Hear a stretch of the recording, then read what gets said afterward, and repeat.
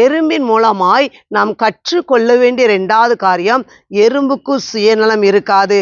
பாருங்க, எந்த இடத்துல நீங்க பார்க்கும்போது ஒரு உணவை போடுங்க, ஒரு இனிப்பை போடுங்க, அந்த எறும்பு தனியாய் உட்கார்ந்து அது சாப்பிடாது. இன்னைக்கு நிறைய பேருக்குள்ள சுயநலம். நான் நல்லா இருந்தா போதும், ஏன் பிள்ளைங்க நல்லா இருந்தா போதும், நான் மட்டும் நல்லா இருந்தா போதும்னு சொல்லி அப்படிதான் நினைக்கிறோம்.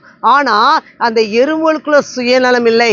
பிலிப்பியர் 2:4 இவ்வாறு சொல்லுகிறது, அவனவன் தனக்கானவைகள் அல்ல பிறருக்கானவைகளை நோக்கானவர்கள் சொல்லி அப்படி சொல்லுகிறது.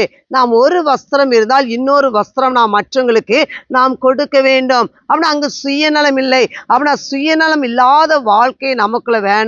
அப்படின்னா சுயநலத்துக்காக இன்னைக்கு நிறைய பேர் பாருங்க, நிறைய பேர் கொலை பண்ணிடுறாங்க, நிறைய காரியங்கள் தேவையில்லாத காரியங்கள் செய்துறாங்கன்னா எப்படியாக சுயநலத்தின் நிமித்தம் அப்படிப்பட்ட காரியங்கள் செய்யறாங்க. அந்த யாக்கோப்பு 1:14 சொல்லுகிறது, அவனவன் தன் தன் சுய இச்சையினாலே இழுக்கப்பட்டேன்னு சொல்லி. அப்படின்னா 2வது காரியம், எறும்பு விட்டு நாம் கற்றுக்கொள்ளக்கூடிய காரியம், அந்த எறும்பிடம் சுயநலம் இருக்காது.